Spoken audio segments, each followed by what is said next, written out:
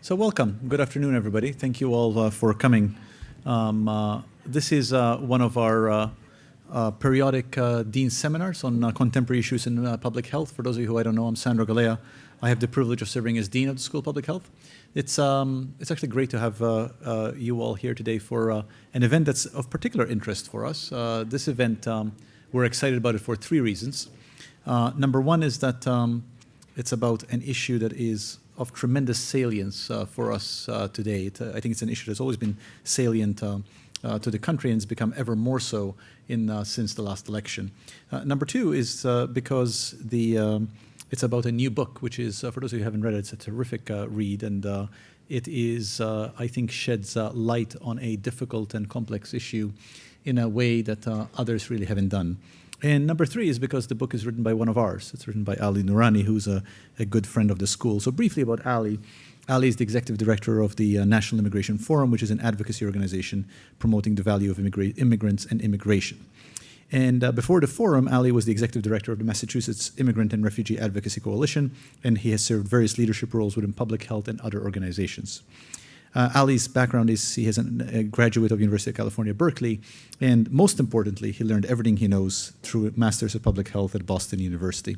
And he has been, since I've joined the school as 2.5 years ago, Ali has been really a friend and a very valuable counselor, and I've very much admired what he has been doing at the National Immigration Forum. So when he wrote this book, we thought it was a great opportunity to have Ali come back, talk to us a little bit about the book and about the issue. What we're going to do is Ali's going to read a little bit from the book, give everybody framing, and then we're going to sit down in the front, and I'm going to ask him some questions, and then I will invite the audience to also join in questions. Ali.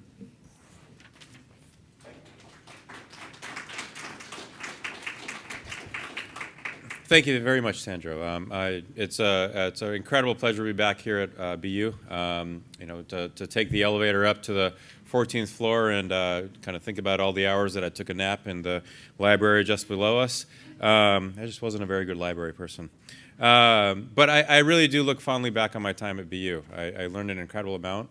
I came to BU because BU was a school that allowed its students to not just gain important skills in the classroom, but also have the time and the connections and the network to do important work in the community. So I worked while I was here in Boston, for everything from alternatives for community and environment, doing environmental justice work, to the city of Boston, to the Dorchester House and the Common Square Health Centers, then into immigration. And the people that I met, the professors that I worked with here have just taught me so much. So I wanted to just spend a couple minutes up front just framing out a little bit about the book, but more importantly about the work. I run the National Immigration Forum. Our mission is to advocate for the value of immigrants and immigration to the nation. And we're a little bit unique in the immigration kind of field, the immigration movement, in that we are one of the few organizations that can really work across the political spectrum.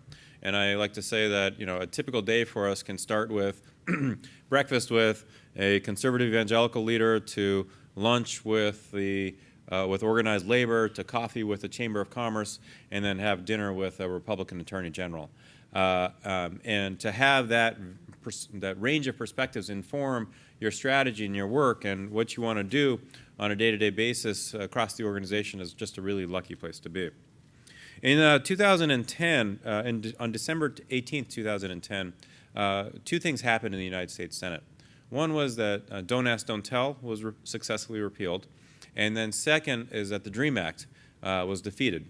And on that day, I realized that the two movements, the two issues, had pursued very different strategies.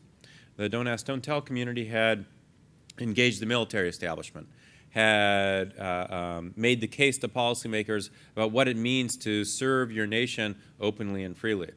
Those of us in the immigrant rights community, we had registered voters, we had gotten them to the polls, we had made a political case for the need for immigration reform. They won, we lost. So I wanted to start with just by reading some of the last few paragraphs of the first chapter, which really focused on this particular day. We thought the immigrant rights movement had followed a similar playbook as Don't Ask, Don't Tell. We had demanded action. We got arrested in the front of the White House, including yours truly. We politically organized ourselves ahead of the election. By the way, getting arrested is not part of the curriculum formally at BU School of Public Health, is it? No? Just checking. Not yet. Okay. Going into that DREAM Act vote in December 2010, we knew policy wasn't the issue. There was a history of bipartisan support. We believed politics was the issue and that we had won the politics. The political power to force a vote on sound policy got us within 1 mile of the finish line. What we learned is that last mile, riddled with the landmines of race and class, is not completed by politics and policy alone. That last mile is America's identity crisis. Elections matter, but culture matters more. Moving forward, in order to answer the question of identity, we needed to prioritize culture over politics and policy. We needed a strategy to win the toughest mile. And the rancor of the rhetoric of 2010, which really seems so quaint these days, was shaking loose new enemies as well as new allies. Right now, too many Americans and media assume there goes the neighborhood when immigrants become a part of their community. Until conservative white America sees the cultural and demographic changes to their neighborhoods as a net positive to their lives, this will remain the assumption and the identity wars will only worsen. What we fail to realize is that people are scared. Not necessarily in a bad way, but they're scared they will lose their jobs, then their homes.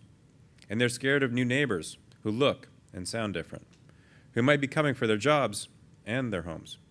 With fear comes a lack of trust and mutual respect.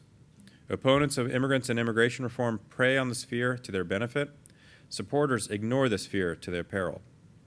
In the lobby of the Methodist Church that afternoon in December, I remember telling a colleague without fully understanding what I was getting at, we are going to do things differently next time, which is what the story is about, a different approach to the immigration debate.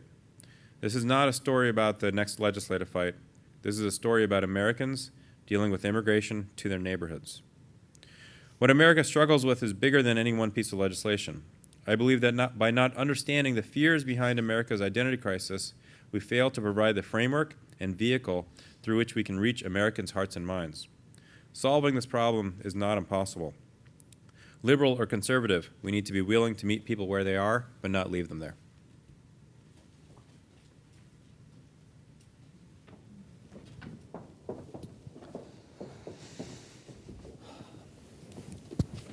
So, am I on? Good, Ali. So let me start with the big picture. I'm going to step away from the book for a second. So, the National Immigration Forum promotes the value of immigrants and immigration. We, as a school, talk quite a bit about immigrants and immigration, but help us make the case. So, what's the case? Why should this country, or any country, care about immigrants and immigration? Because immigrants and immigration to the United States are a benefit to the American worker and their families. So I'll give you 2 examples. There's a lot of talk these days about the H-1B visa program. This is the high-skill immigration visa program. There are 182 native-born American worker jobs that are linked to every 100 H-1B visas. When you look at the farm worker community, for every foreign-born farm worker, there are 3 jobs created upstream and downstream that are often held by native-born Americans. So our economy depends on the skilled engineer as much as it depends on the skilled farm worker. So that's the economic case. From a cultural case, you can look back over the history of the United States and clearly see that immigrants have improved our competitiveness internationally by being able to communicate and relate to countries around the world. When you go into a primary school these days, you see a student population that's not just representative of a neighborhood, but that's really representative of a world. So you've made an economic case and a cultural case. You didn't make a moral case. Is there a moral case? Is there a moral case? Should we care? Yes, we should care. But I think right now, the case that we need to make is the one that really serves the interests of the American worker and their families. But what's the moral case? Just so for the moral case is that, from the perspective of, we do a lot of work with the evangelical community, the Christian community. So there's a tension there between welcoming the stranger and a rule of law. So that tension is never, for many Americans, it's never completely resolved. It's a tension that exists, and what we want to be able to do is to be able to make the case to Americans that to welcome the stranger is a perfectly legitimate and important American value, just as the same as it is to be a nation of laws. So let's say that that's all right. And the very fact that the National Immigration Forum exists means that we're far from this in this country. Yep. So what are we aspiring to? If you could have everything that we want, what kind of country are we trying to build? What role and how would immigration blend seamlessly into this country? What would it look like? So one of the chapters that I wrote is called Identity, Integration, Influence. And what I did there is I interviewed some leadership from California, Monica Lozano, whose family started La Opinión. La Opinión is the largest Spanish language daily newspaper. I interviewed Lou Dobbs, not necessarily an advocate for our issues. Not a strong one. I interviewed Cecilia Munoz, who then was the director of domestic policy for President Obama. And the way they talked about the issue in the debate is that, and the framework that I developed was that immigrants come from, let's say, Mexico. They come as Mexican. Then they become Mexican-American. Then they become Latino. Then they become Hispanic. There's a fluid dynamic to their identity. Then they integrate into the U.S. They become U.S. citizens. They vote. They become small business owners. Then ultimately they influence the system. The immigrant community is now running for elected office as U.S. citizens. They're members of corporate boards.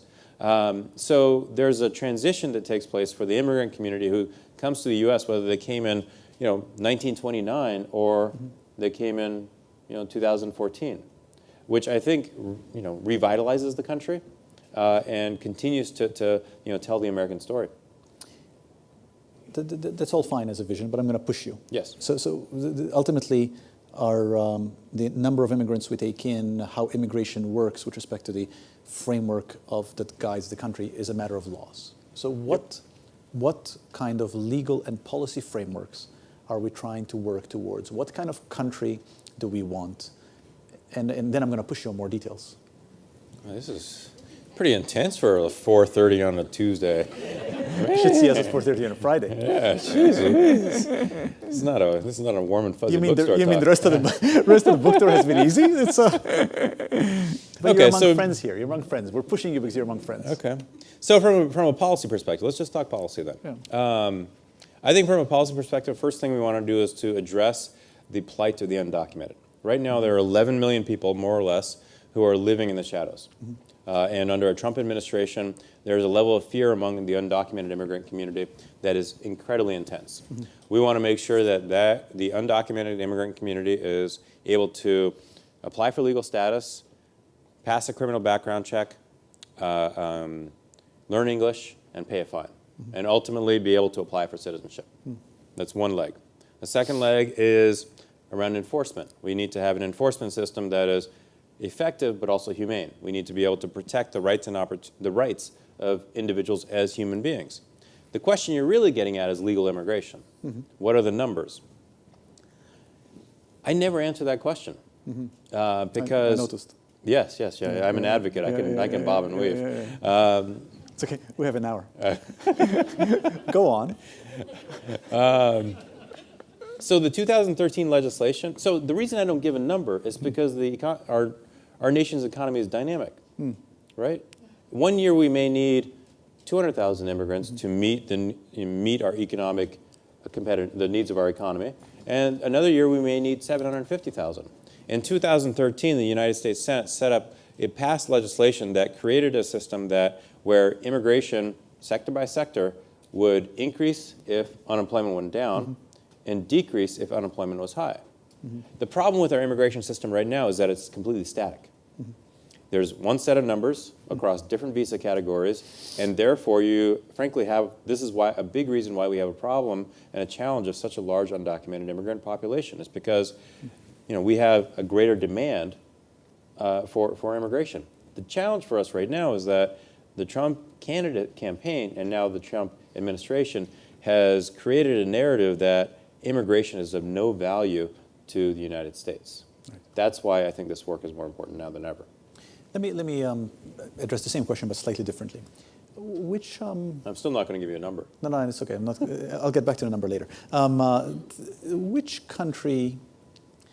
I'm hesitating. I don't want to ask you which country does it best, but rather I'm going to ask you, what are the best examples from multiple countries that we could learn something from around the issue of immigration? I still think that America has the best immigration system. A lot of people will point to Canada as a great system. I think Europe has a system that is struggling because it's now faced with a migration crisis and doesn't have the regulations, the infrastructure to manage that crisis. But if we're going to learn something, I'll give you one example in particular from Canada.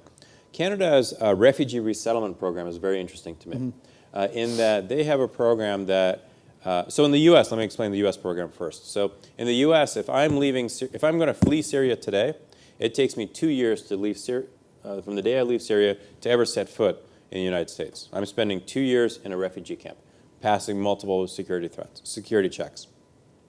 And ultimately, I can only enter the U.S. if I'm sponsored by an organization. Churches, faith organizations they sponsor refugees to be resettled here after going through the U.S. system. In Canada, you go through the same number of checks, but what happens in Canada is that an organization or an individual family can sponsor the refugee. And what that does, it changes the cultural approach to refugee resettlement and immigration to Canada. That's why the assumption is, well, Canada's a much nicer place, or part of the assumption. Because when you look at their immigration system, it's point-based. Which, that means that they are regulating their immigration to Canada based on skills, which I think has, a number of pitfalls and threats to it, or challenges to it. But their refugee system, refugee resettlement programs, you can be an individual family and sponsor a refugee, which, then you're telling a completely different story. It's a very powerful story where families are saying, you know what, I am helping this family from Syria or wherever become Canadian. And I was in a meeting with the Canadian Minister for Refugee Resettlement, and I just heard this. I was like, wow, we should be doing that. Let me go back to something you said. So you said the U.S. has the best immigration policy. Can you just elaborate on that a little bit? Sure. Well, number one, as a nation, we've always had a system through which people can go. I'm not saying it is a system that doesn't need improvement, clearly. And over our history, that system has had moments where it's in shambles, such as now. And then there are other times, like in 1965, where we revised our immigration system, or in 1986, where we caught up with the times. But the fact is that as a nation, from a cultural perspective and from a policy perspective, we have understood that our vitality, our energy, our future comes from the energy that immigrants bring. And we're going through a trough. A trough, exactly. Yeah. Are there reasonable national limits to immigration? Yes. We're not saying at all that we should be throwing the borders open to everybody. We believe believe strongly that within, let's say, the construction sector, the agricultural sector, the technology sector, there need to be limits. Without limits, without borders, we don't have a country. How do these limits trump the moral argument? Syria collapses. 10 million refugees. Yep. Europe doesn't take them. We don't take them, they die. That's the tension. No, I know, that's why I'm asking you. The tension is never resolved. It's a dilemma. Yeah. I think that those of us on the left, we think that you can resolve that tension by creating a system, creating a number, and people will come in, and then we're all happy. Yeah. Right. It's a world where these things are always changing, and we as a country and as a democracy have to be challenging policymakers to make the right decision. In a dynamic way. In a dynamic way, and this is the thing. It's that the rule of law is a very, very it's a sentiment that not only finds itself in policy and in law enforcement, but also in emotion and anxiety. Through the book, through the work that we do every day, we find that this anxiety about the rule of law is something that's the trigger. Like sanctuary cities, right? Sanctuary cities, the immigrant community looks at as a sanctuary city as a place to be protected. A lot of other people look at it as a sanctuary city as a lawless place. For us, I'm not in support of a sanctuary city. I would rather live in a safe city. And a safe city still means that local law enforcement is not asking for immigration status. Let me change tack a little bit. So one of the things I admire very much about both the book and about what you've been writing about, if for any of you who are not subscribed to it, the National Immigration Forum, Ali has a blog, roughly weekly, which and he sends out his reflections on on immigration as well as about football, and it's really it's outstanding, and I think it's a real running narrative about immigration in our time. So I highly recommend that. So you said, I'm not sure if you even noticed you said it, you said those of us on the left. But at the same time, both throughout the book and in everything else you write, you are very, very clear that the solutions come as much from the left as from the right. And you have clearly made very intentional efforts to bridge a left-right divide. Can you just comment a little bit about whether immigration can be an issue that bridges red and blue in this country, can bridge left and right, and what we can learn from immigration to cross this chasm that we're currently facing? Let's go back to that day in December 18, 2010. I mean, Don't Ask, Don't Tell passed, I want to say, with close to 70 votes in the Senate. 15, I think 15 Republican senators voted for that bill. On the DREAM Act, only 2 or 3 Republican senators voted for that bill, even though the history of that issue had much greater Republican support. So the thing is that immigration, when you look at it through a cultural lens, when you even look at it through an economic lens, there is deep bipartisan support.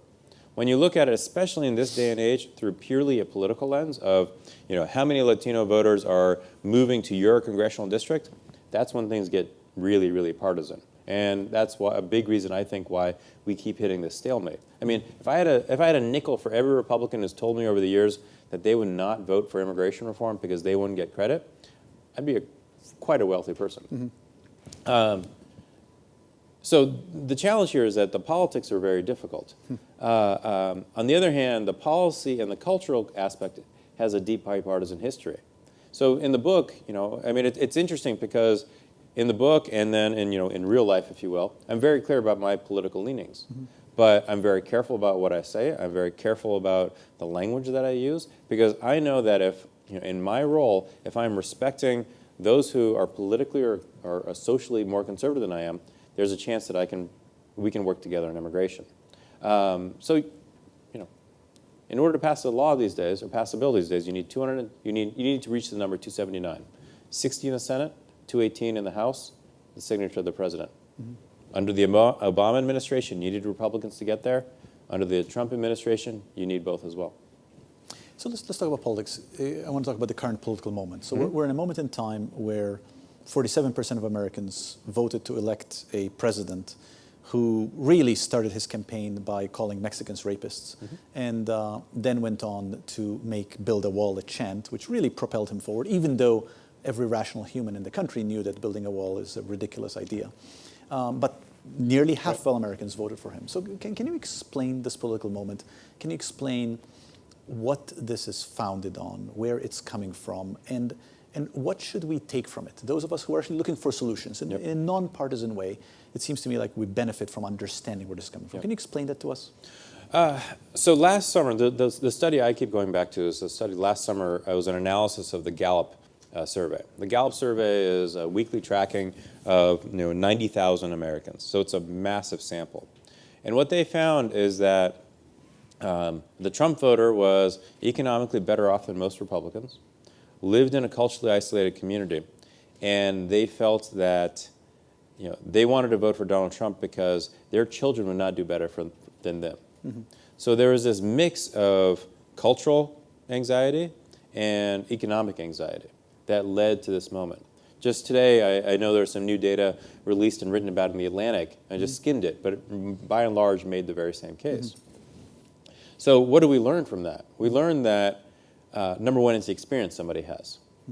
If you have an experience with an immigrant, as a neighbor, as an extended family, you're more likely to support the issue.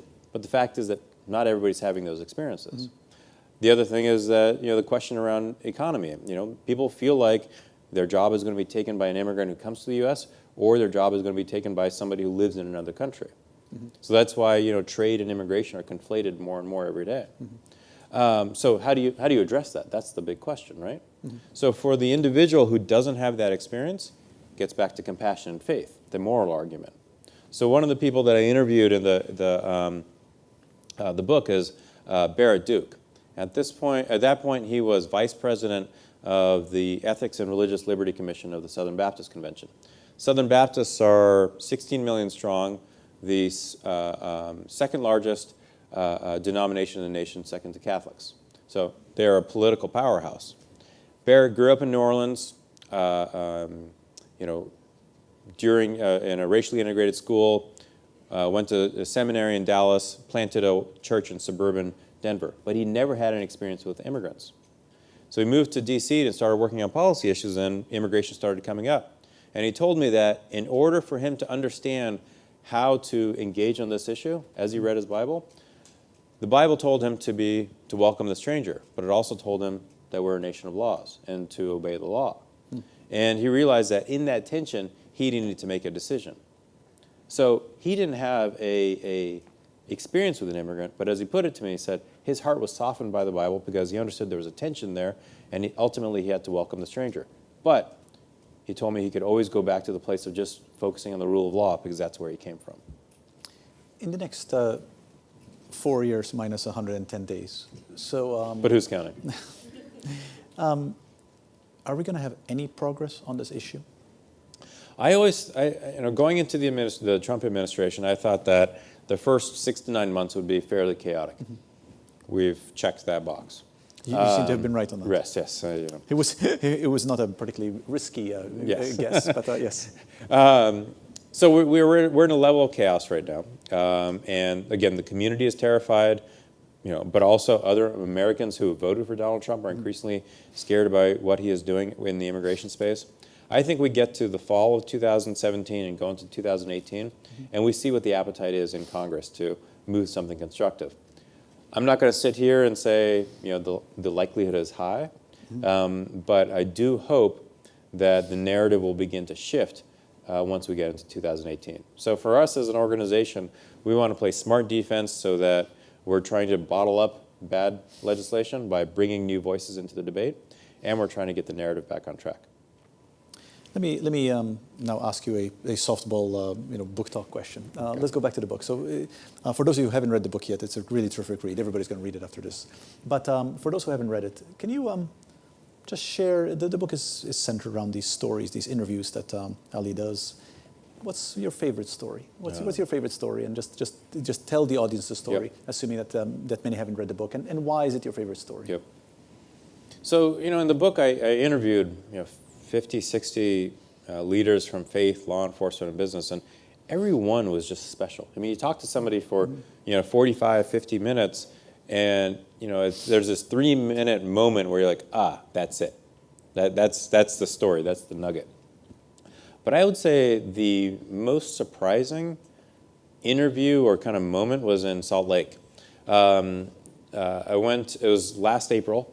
I was in Salt Lake City interviewing kind of a handful of folks, and I ended up going to General Conference. General Conference is a semi-annual gathering of the Mormon community both in Salt Lake but also through video globally.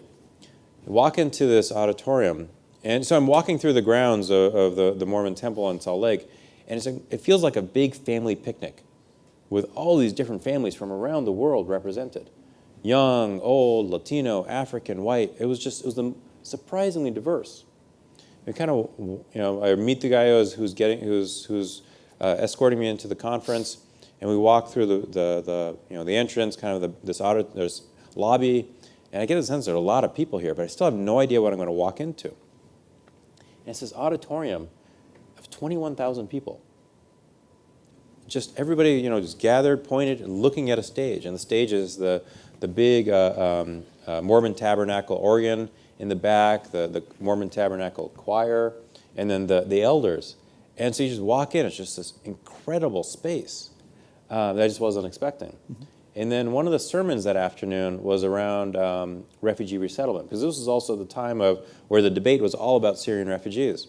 And it was Elder Kiran who spoke to the Mormon values behind the need to welcome the refugee and welcome the stranger. And you could not hear a pin drop in the entire auditorium of 21,000 people. And the moment was that the person who was moderating the panel or the afternoon was President Uchtdorf, who himself was a refugee from Germany back in when he was young. And he told a story of seeing the flares back during the war. And he came to the podium after Elder Kieran spoke, and he was crying because the sermon was so moving. So the next day, I met with the communications director of the church, and he told me that sermon was very unique because it was so topical. It was about something happening in the world at that moment for the entire 30 minutes. And you could just feel in the room that people were going to leave and say, okay, I'm going to do something. That's a great story. Let me just turn to the personal for a second. So I'm an immigrant. I immigrated twice. As a teenager, I immigrated to Canada, and then as an adult, I immigrated to the United States. And when I immigrated to the United States, I immigrated under the best possible conditions, meaning I spoke the language. I had some resources, and I could relatively navigate bureaucracy. And it was a horrible experience. Recently, for those of you who haven't seen it, John Oliver, who had a similar immigration experience, actually does a very nice job of saying roughly what I just said. He said, I was white, I was male, I spoke the language, and it was horrible. And I actually had very much the same experience. I think it's fair to say that anybody who goes through that experience feels that the entry friction is such that it takes the better angels of one's nature to overcome that, to actually come back to embrace the country that one is trying to enter. So why? Does it have to be like that? Like, why is it that we have created a system, and I'm taken by, remember your comment earlier, but this is actually the best immigration system in the world, where a rational grown adult looks back at that experience, and I can give many particular anecdotes in that experience, and still gets chills down the back of his spine. Doris Meisner ran Immigration Naturalization Services for President Clinton. She's in D.C. now, works at the Migration Policy Institute, and I interviewed her for the book, and she gave me this amazing quote. And she ran the immigration bureaucracy for years. And she says that Americans value immigration only in hindsight. Right? Because those of us who were born here, or we all say, oh, we're a nation of immigrants, and you kind of look back on it with nostalgia. But those of us who went through the process, or somebody who's trying to go through the process, it's an awful experience. So to answer your question, no, it doesn't have to be like that. But people are scared, and it takes a special kind of political leadership and moral leadership to engage somebody's fears and anxieties and be able to move them down a path to not have those fears. And we're just not there right now. No, we're definitely not there. I'm going to turn to the audience in a second, so if people start thinking questions, I'm going to ask you two more questions, and I'm going to open it up to the audience. We're in a university, so assuming that we are aligned with you on the economic argument, the cultural argument, the moral argument that you made, I think you made these three arguments fairly clearly. Thank you. What is our role? How can the academic community best engage with advocates like yourself? Your job as an advocate towards advancing us in the right direction, where we create a country, which is roughly what I'm hearing you describe, where we have a dynamic, open-minded, open-hearted approach towards immigration that is responsive to the needs of the world, but also responsive to the needs of the country. What can we do? What's our role to partner with people like you and your colleagues? Well, I think first and foremost, and I think under your leadership, the school has done this in a remarkable way, is that to engage in the debate. I think that the more that, whether it's yourself as dean, other professors, or students, engage in the debate. When I was here, I was frustrated in that I did not feel that the school is engaged, whether it's in the local debate or the national debate, around issues that were important to the communities that ostensibly we care about. So engage. That's first. Second is specifically with respect to immigrants and immigration, is to paint the picture. And I think there are multiple pictures that have been painted from the public health perspective of, how is the healthcare workforce changing? What are the skills requirements of the healthcare workforce, and how are those skills or those needs served by an immigrant workforce? I think, in a defensive posture, we've talked about this. For example, when the Zika virus was started to be a story, or when Ebola became a story, adding the public health voice to, what's the right way to address these serious health issues, these epidemics, in a way that doesn't scare people, because, in both cases, we had politicians quite willing to say it's the immigrants' fault. So I just, it all comes down to, I think, the public health community. The more engaged they are, especially from an academic perspective, the better. Because otherwise, as an advocate, I'm fighting against the bad guys who have their own researchers who are fully engaged, and we have no data and experts and academics to point to from our perspective. So this is, for you, as part of a book tour. What's the best and the worst thing of the book tour? Obviously, the best thing is being here with us, but the second best thing after that. The book tour has been so much fun. I mean, people have been incredibly generous and kind, and to some degree, if I joke about this, but sometimes I feel like my book tour is nothing but socks and selfies. But it's been really an opportunity to introduce community audiences to the work that we're doing, but more importantly, that there is a very different conversation to have around this issue. And that's, if there's anything that I want folks to leave with, is the fact that this is not just a debate that's being driven by the left. This is a debate being engaged in a constructive way in the right. So, not part of the book tour, but I would kind of end at least this part of the conversation with a story from 5 weeks ago. I was in Idaho, Twin Falls, Idaho. Idaho has an unemployment rate of just under 4%, so it's a tight labor market. I was meeting with the Idaho Dairymen Association. 75 dairymen in the room at 4 p.m. They've been up since 4 a.m., so they are just grumpy. But they all were in the room. Some of them drove 3-4 hours because as dairymen, as Republicans, as people who voted for Donald Trump, they were afraid. They were afraid of what Trump is doing with respect to immigration enforcement. Not because their Latino workforce was kind of a cog in the dairy wheel, rather because their Latino workforce had been with them for over a decade, and they saw them as an extension of their community and their family. And they were more public and more aggressive than ever before, and I've been working with them for 7 years. So that's what I want people to leave with, whether they are coming to a talk or reading the book or hearing us talk about this on the radio or on television, is that there is a different debate, there's a different conversation about immigrants and immigration than, frankly, the political media would lead us to believe. That's great. Let's open it up for questions. Don't be shy. Right here. There's a mic coming around.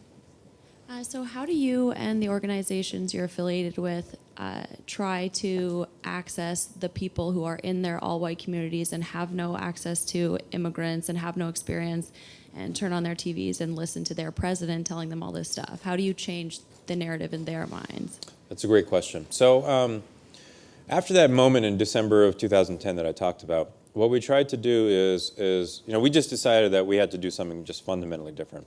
So we looked at that vote, and we found that in the Southeast, the Midwest, and the Mountain West, you had the least amount of support for immigration reform. So we said, okay, how do you move those communities? How do you engage those communities? Those same 3 communities have the highest number of adults who identify as evangelical Christian, the highest density of state and local law enforcement, and the fastest growth in the foreign-born population.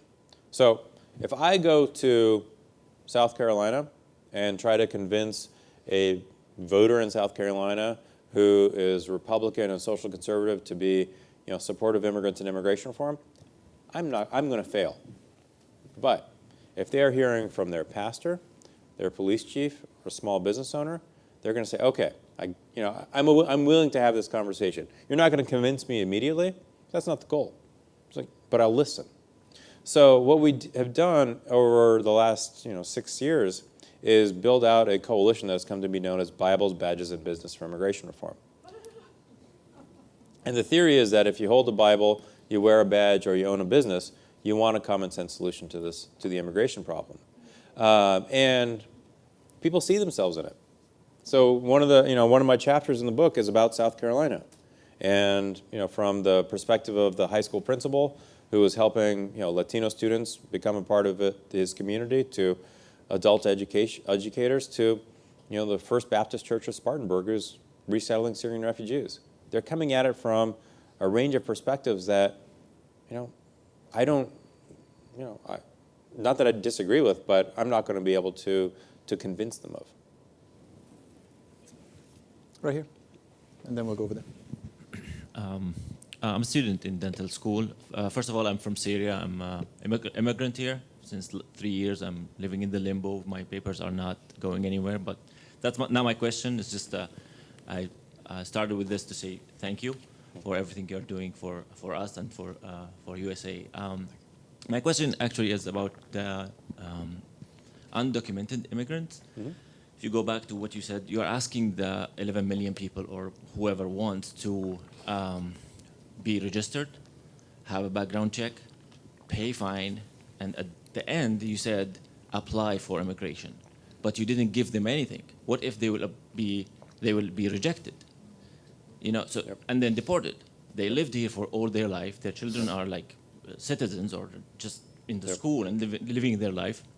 You are asking them to register, and then we will see. Yep.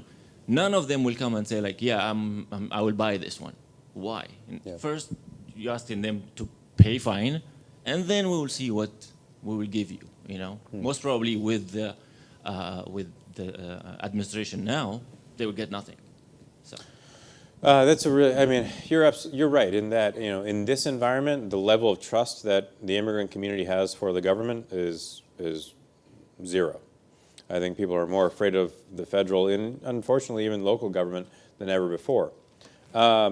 So what I'm getting at here is that in 2013, the legislation that was passed through the Senate, if I'm undocumented, I apply for legal status. I apply for a temporary legal status. I'm given a provisional status. So I'm, legal at that, upon filing that application, I'm paying a fine. I'm then, like I said, passing that criminal background check and showing that I'm learning English. I think that the majority of the undocumented immigrant community would take that deal, understanding, assuming that there's trust in the process. Because I think the overwhelming majority of the undocumented community has not committed a crime, is learning English, or wants to get in that process very quickly, and whether it's through their own means or putting help from family and friends or even a bank, can pay the fines. But I think the question you're getting, underneath your question is trust, right? And I think that there's a high level of fear. So I don't want to say that the policy formulation or proposal from 2013 would apply to this administration, because I think that there is a lack of trust. This question right there. Thank you for being here. Thank you for your insights. And I'm an immigration scholar, immigration teacher, and I always try to figure out. Are you going to ask me more tough questions? Of course, that's why I'm here. Actually, maybe it's actually a follow-up to your comment. Sure. So I appreciate your optimism about our immigration system. I was surprised that you were so optimistic when the question was asked about whether Canada was better or other countries. What does a comprehensive immigration reform look like for you? Where are we headed? How can we improve what we have so far? Well, there's no lack. There's a huge number of ways that can be improved. So traditionally, the idea of comprehensive immigration reform included kind of three legs to a stool. One leg is what I was just talking about, legalization and ultimately, eventually, citizenship for the undocumented. The second leg is a safe and effective and humane enforcement system. The third leg is a future flow or a legal immigration system. I think that the challenge that we face right now, a lot of people will come to me and say, well, if we, for the undocumented, if we just said you get legal status but not citizenship, I think it'll be okay. It's like, that's not the question. Mm-hmm. The majority of Americans who are struggling with this question, they're not worried about whether or not somebody becomes a citizen.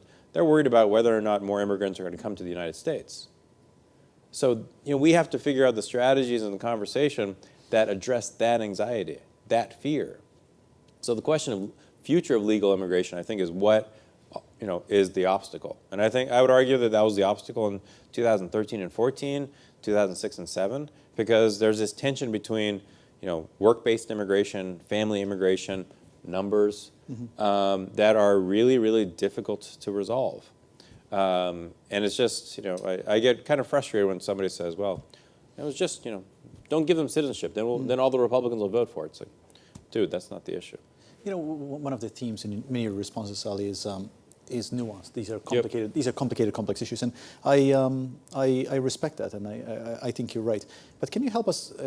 How are you even remotely succeeding in conveying nuance and complexity in a time of such fractured political partisanship, where really the political debate is at the level of sound bites, and even tweets are too long? Yeah, I'll give you two examples. One is from the book and some work that we did in 2013, and the second is very kind of contemporary, like today.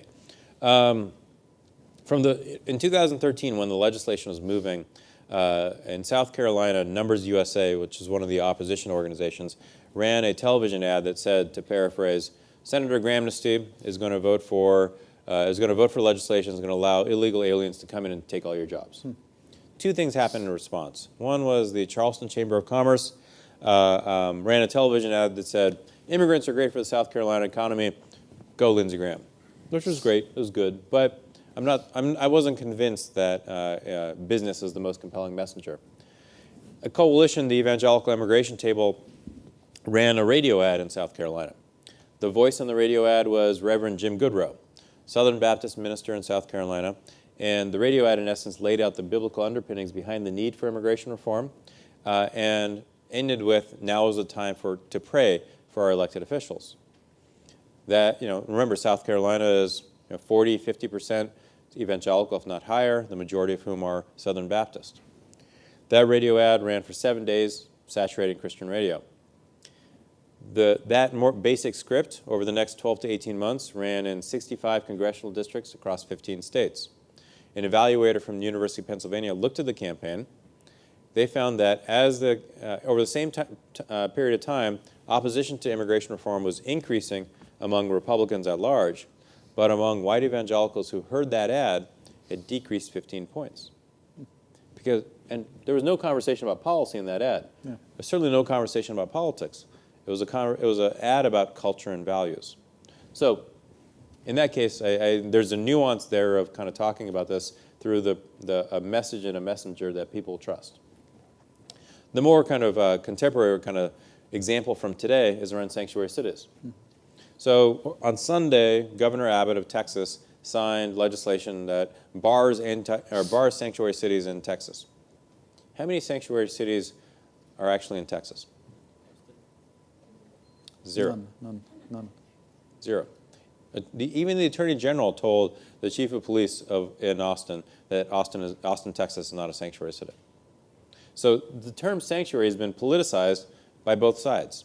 And like I said earlier, people see sanctuary who are an immigrant as a place of refuge.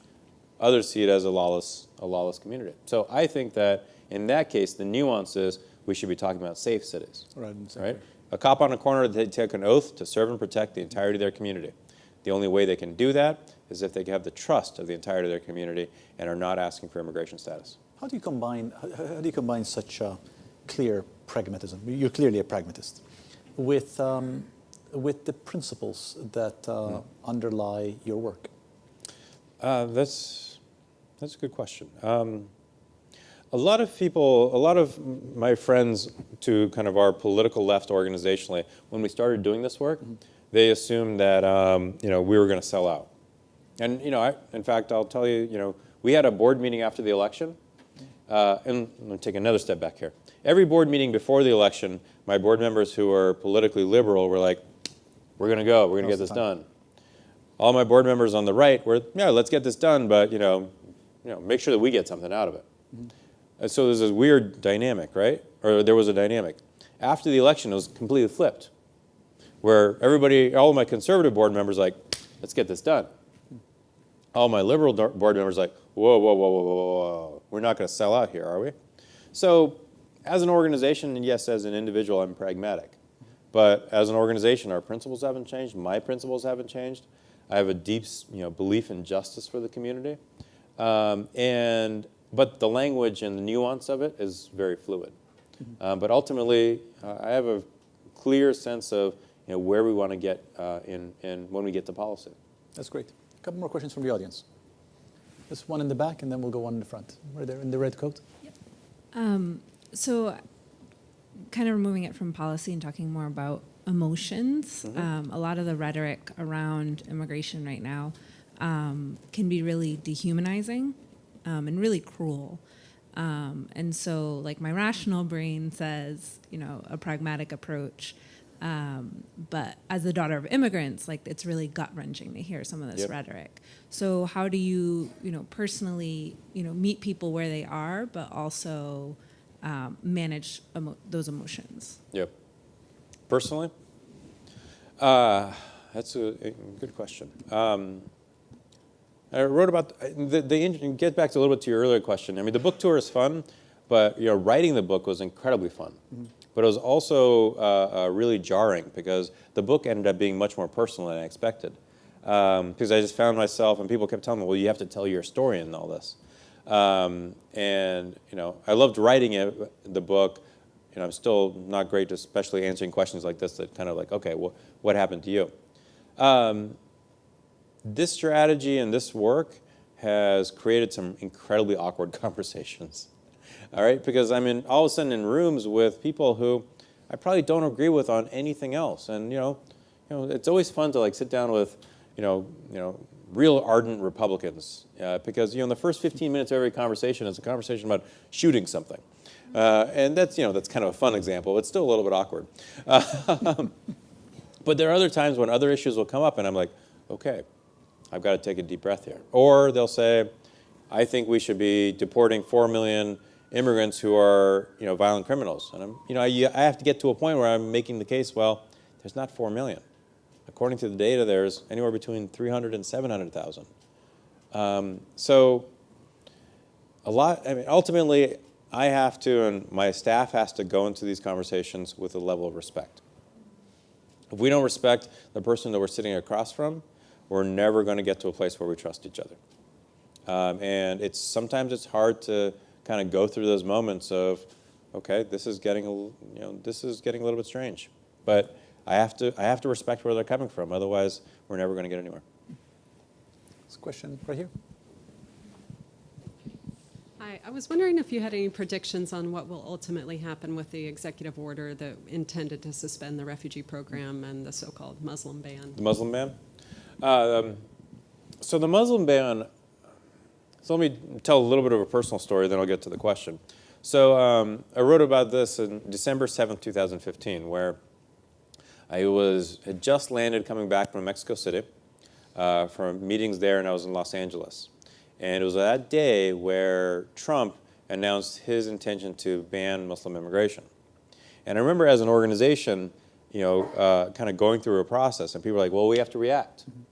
And I'm thinking, on one end I'm thinking, I just got back from Mexico, I advocate for undocumented immigrants, and my family's Muslim. I'm a Trump trifecta, right? So it's deep, it's much more personal than ever. But as an organization, we typically react to those things immediately. And I just said, let's hold. I don't know I know what we should say as an organization, but I don't know what I want to say because it was just different. And then the next day, after just a day of getting deluged with news, I'm packing up that morning, and I see my passport. And then it hits me. And I take a picture of my passport, and I post it to Facebook, and I write, I'm proud my parents immigrated from Pakistan, and I have one of these. So I was able to, I just kind of owned it. So then the question is, okay, what do you do? And I wanted to start with that story because his statement on that day clearly establishes his intent. And the First Amendment of the Constitution is it has the Establishment Clause, and that if any, we do not allow for any laws to be established that would bar that target a religion. So what's going to happen in the end? I don't know, but there's some pretty great lawyers who are racking up some wins. And I know there was another hearing yesterday in the Fourth Circuit that, the majority of the news that I was reading, I tried to read both sides, kind of gave the sense that there's a chance we'd win in the Fourth Circuit. So, I mean, it's going to get to the Supreme Court, and then who knows? I just play a lawyer on TV, so. Other questions? One there and one here. Hi there. So I just had a question about this whole, tagline of "We are a nation of immigrants," and so I come from a Jewish family that immigrated from Eastern Europe in the 30s and 40s, and essentially I've been really shocked, though maybe I shouldn't be, by hearing some of my family members say things like, when Obama made the comment about Syrian refugees coming out of Europe and paralleling that to the exodus of immigration after World War II, I heard some family members say, he's totally out of his mind. And I found myself just, maybe not shocked, but deeply hurt by that idea and sort of really having to wrestle with it. And so I'm just wondering, what do we do about this sort of collective amnesia that we see again and again? That's good. I have not gotten that question. That's the other thing about these. Like, everyone has a different angle on it, or a different set of questions. So the collective amnesia. I think there are there's a lot of great work happening in different faith communities to remind people of their own heritage and their own journeys and the journeys of their families, and that's important, and that helps to a certain degree. But I'm not sure that convinces that person, right? Because they're still able to kind of marginalize that. I think it comes down to the personal experience. So I was doing a talk in Chicago last week, and there's a guy there from Northwest Indiana. And he raises his hand and he says, I run an evangelical organization in Northwest Indiana, and we're resettling Syrian refugees. And I'm frustrated because I resettle a family, but at most I can just engage 3 or 4 other families in the community who've been there for a while in that process. And I feel like I should be doing more. I just tell them, man, if you are touching the lives of 3 to 4 American families outside of that Syrian family, that is huge. That is just, it's massive, because those 3 or 4 families are having that experience. They're getting to know a family who's come, they're learning their stories, which is so important. And kind of along those lines, I remember when I was going back to South Carolina, when I interviewed the folks at First Baptist Church, Kimmy Lemie had told me that every refugee family, and this popped up in other conversations across the country too, every refugee family she ended up getting to know and interviewing and talking to would say, be very grateful for the services and the help. But everyone said, the one thing that I wish would happen is that an American family would invite me over for a meal. Right? I'd go to church with them, I'd do this, I'd do that, but they would never invite me over for a meal. So, I guess the takeaway here is that what you're going through and what you're hearing from your family is clearly not uncommon, but I think there are a lot of ways to chip away at it. One more question from the audience. Hi, I'm a community health nurse, and I teach with UMass Boston with a community and population nursing course. I'm having trouble organizing my thoughts because I have so much flooding through my head and my heart right now. So thank you for the work you and your partners at the organization are doing, and then all those Bibles, badges, and business partners too. And I really want to just kind of echo the importance to sort of respect each other.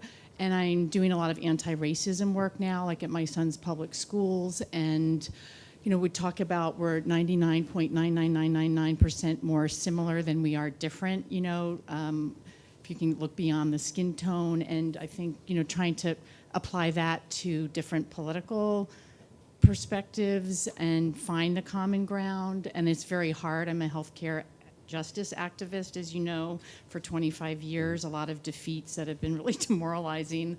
And so you're like at least kind you of passed talking legislation. We haven't gotten that on immigration. Just well, saying. The strategy, though, I appreciate that. I'm really reflecting on that. But I wanted to give voice and kind of hold up and celebrate all the immigrant nursing students that I've had the honor to teach and to learn from. UMass Boston is an amazing community. and students that have overcome so much and worked so hard and want so much to be a part of, our communities and our healthcare delivery systems. And I'm so impressed and inspired by them. When I get myself feeling down from my life, I sort of look to what they're doing. So to hold them up, and then also to kind of give a shout out to the opportunity maybe for the School of Public Health to partner with the Boston Public Schools. You may have some of that happening already, but extremely high numbers of immigrant families and students in that system. And I have nursing students placed with school nurses for their senior clinical rotations, and the needs are so great. Like we do health fairs. We just did one for 300 students in Mattapan with a budget of 0. So I go around begging to supermarkets, for fresh fruit salad and such, but just the skilled, teaching opportunities for the students here to do, and just kind of being caring role models, and especially if you have students from other countries, that can be a really powerful experience for students in these schools, from K1 up to high school. So thank you. I have to say that, but going back to my Massachusetts time here, I remember advocating for in-state tuition at the State House, and we're working with a group of undocumented students who were going from office to office. We were going from office to office, making the case. And they look at me and they say, how do you do this? How do you go and have these conversations and deal with these questions? And I kind of looked at them and I said, well, it's easy for me. It's not about me. For an immigrant who is documented or not, to go and sit down with a policymaker and literally advocate for themselves and their families, it takes a remarkable level of courage. I mean, the rest of us have, we get queasy if we ask for a vacation day, right? So, I mean, that's why I just feel like I'm dumb lucky to work on this issue, is that there are very few issues that have such a real-time impact on a person's life. And I'm inspired by the immigrant community that I get to work with that are advocating for themselves, because what I do is easy. What they do takes real courage.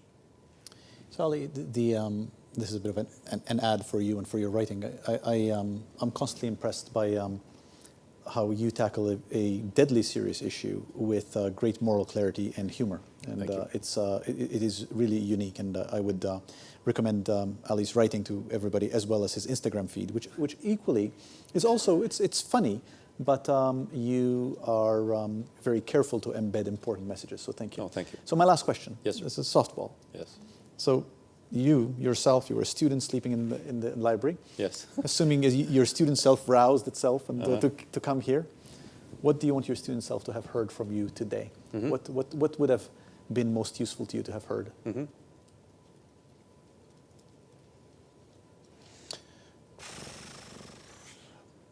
This is that conservative people, that people who are politically or socially conservative, if you're not, are not mean. Because I think right now, in this moment, our assumption is that somebody who doesn't agree with us politically or socially is mean or is wrong. And I think we've got to have a world with a little less meanness. Thank you for ending on a note of compassion and humanity. Thank you for joining us. Thank you.